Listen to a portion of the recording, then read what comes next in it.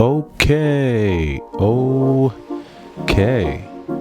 I am the Y2K collector, and I'm back. It's a fresh week that we have here before us, and I'm really excited for this week. Why? Because I'll have some more time that I can dedicate to doing some more old school style feet to the pavement, almost gumshoe status video game hunting. And that's going out there into the wild, so to speak, navigating my way through and to retro game stores, Goodwills, thrift stores. I don't think I'm going to do any pawn shops. I'll go to some big box retailers, including Target, Walmart, your Best Buys. And this is a week that I'm actually going to be doing a game hunting push. And you might say why? And the reason why is because I have a strong feeling that due to shortages, due to issues in the supply chain, we're going to see a lot of movement of products slow down, almost grind to a halt with, in terms of just us being able to get the things that we order. And so how does that affect, us as gamers? Well, it affects our ability to purchase new consoles, purchase new video games. It hurts, our ability to purchase games from overseas. I would assume, right? So all of these things are really going to impact, everything like that. And then on top of that, there's just going to be so much going on just outside in the world, outside of gaming, right? There's going to be so much going on that I'm not even sure, if for the average person or for the average gamer, if gaming is going to be like a top priority. So for me, I'm just trying to get it out the way. I'm trying to beat all of the holiday shoppers, the holiday game hunters. I'm just trying to beat all that to the punch if I can. Doesn't mean that I'm not going to be out, looking, at those times. But it just means that, this week I've got some time to actually put into doing some game hunting. And I actually went ahead and put my feet to the pavement, and I'll be honest, there are benefits and there are advantages to going to retro game stores, pawn shops, Goodwills, thrift stores, things like that. But I've done them all and I do them all. I'm also a cyber hunter, right? So, I look for the best deals that I can get for games online that I just know I'm not going to find in my area, right? So like if I've checked all of my local stores, I've gone to every, thing that's near me, and no one has the game that I'm looking for, I can either travel to where the game is or I can just purchase it online. And so purchasing it online just makes the most sense in most cases. It's just convenient, right? So it's a time saver. But I've done all the different methods of purchasing games from the from the thrift stores, from the the big box stores, your Best Buys, Targets. I've hit up some local game stores. There's a few different methods that I've employed when going about building my collection. And so for me, I'm really kind of just happy to see how I've fared so far. And I'm also kind of going to share my thoughts and opinions on each method, the purposes that they serve, and just how to be smart, or at least as smart as I can be. If there's a much better way of doing this, let me know.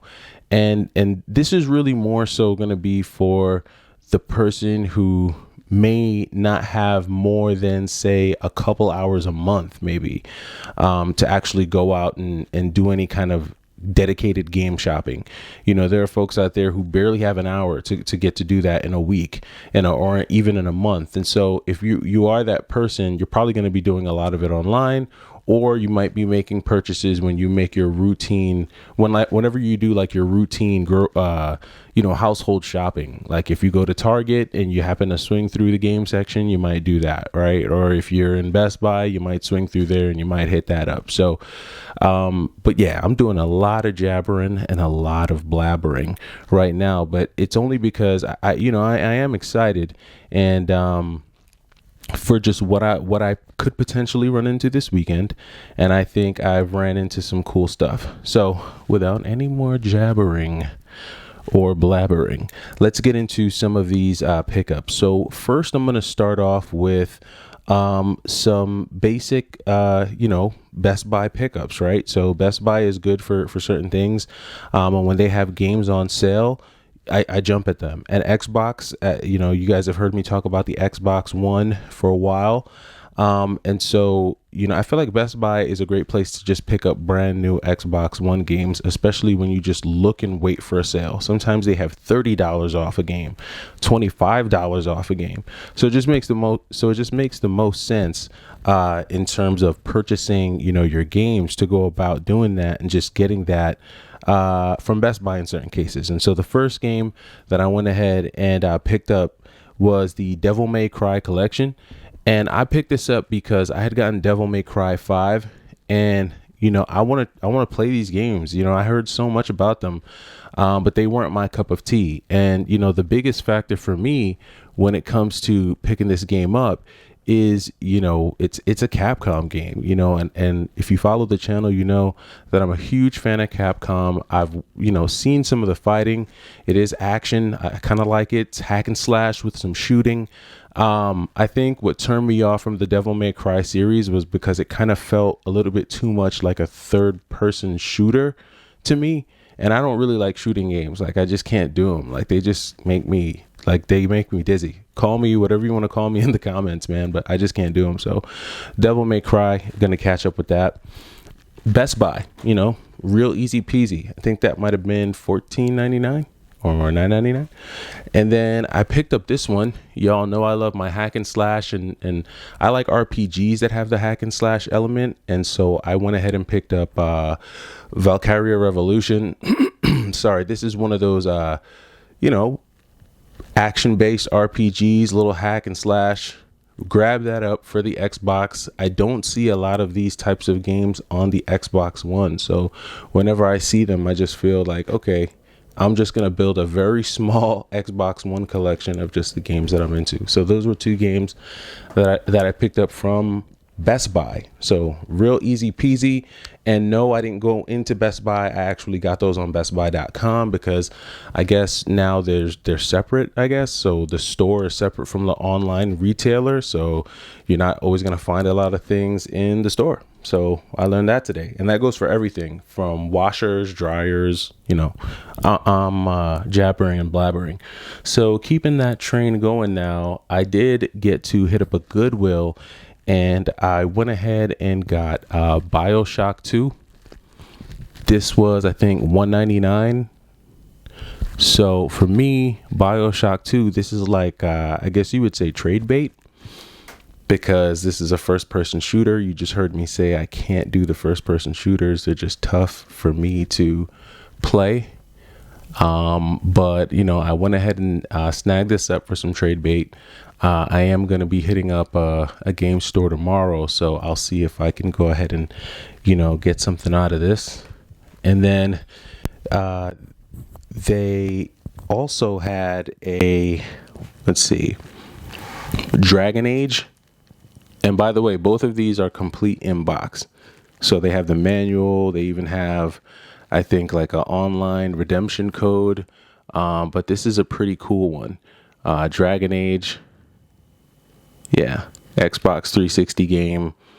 This is this plays kind of like Marvel Ultimate Alliance. Think Marvel Ultimate Alliance, but just kind of like,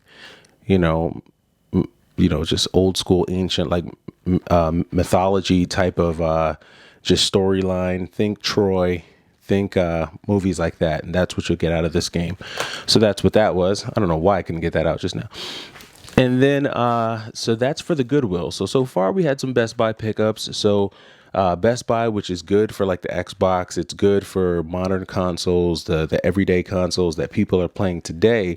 Why? Because you don't have to pay full retail. You know they're going to go on sale, so you can just wait, scoop them up when they get them on sale. Bing, bang, boom, you're done. And that's, that's if you're paying attention to stuff like that. You have folks that just, when they want a game, they're just going to go buy it. It doesn't matter where they get it. They're just like, I want this game, so I'm not even horsing around. I'm just going to go ahead and buy this game. So, if you're one of those folks, then none of this applies. But if you're trying to be frugal about it and be smart about it, and make the most of all the resources at your disposal, then go ahead and just try these two ways. All right, so I'm going to keep it going. So there was another store. This is a local video game store. This is one of the very few that's around me, but this store is kind of a banger. And I hate that word banger, but it's like the whole store is just really awesome. It's a really great store. Let me say that. Like, if you ever get a chance to, I'm not going to shout them out yet. But it's a great local store. They've got everything, all kinds of collectibles, from sports memorabilia to comic books to action figures, if you're into the whole action figure scene, all that good stuff. And I'm going to share them eventually. I'm going to put them on blast on this channel. Maybe when I get to 1,000. When I get to 1,000 subs, I'll definitely put them on blast. And you guys, it'll be like, wow, you may not even know that it's such a hidden gem, and it's accessible to a lot of people. So I'm gonna just leave it at that. But anyway, so I went ahead and saw this.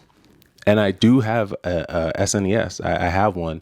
I just don't play it. I only have about 7 or 8 games for it. I did a video not too long ago. So if you just check my channel, I need to start adding the links and stuff like that. So I could be like, check the link right here. But no, I had that video. I just went over my SNES games and I saw this.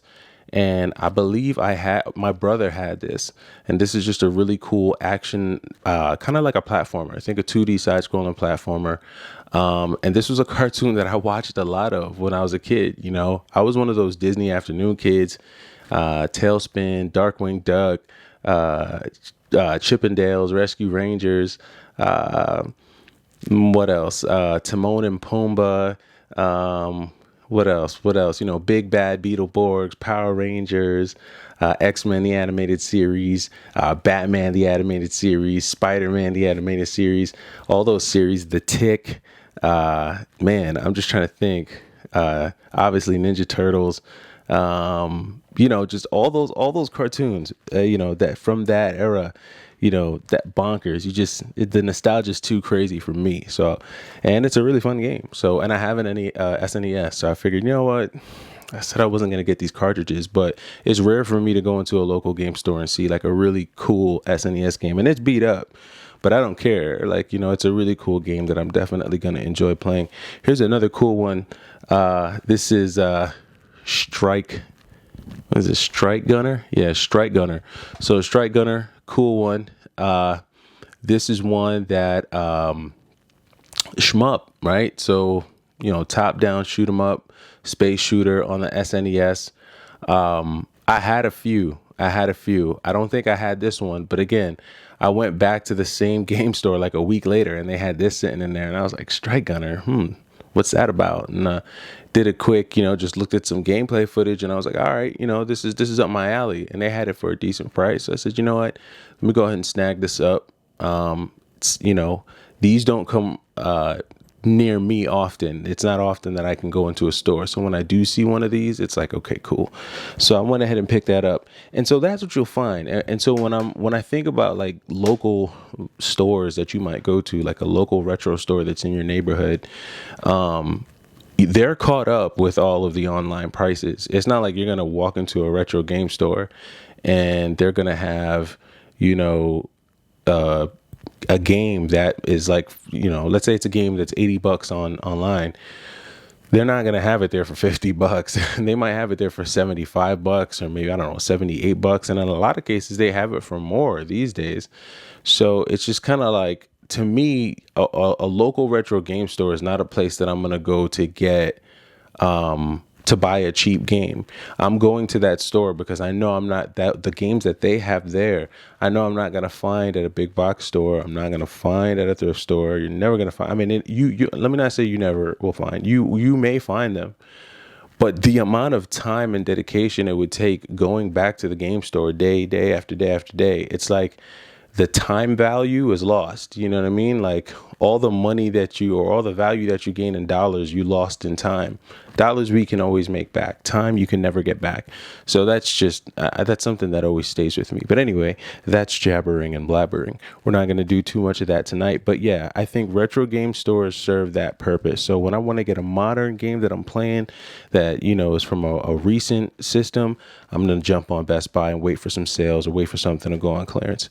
If I need some trade bait, or if I'm, you know, trying to roll the dice and hope that I get lucky at a Goodwill, I'll go to Goodwill. And at best, I find a really awesome game. At worst, I find nothing, and maybe somewhere in the middle, I pick up some good trade bait. If I stroll into the local game store, just not even really looking to buy anything, but something catches my eye, and I'm like, wow, they have that? Okay.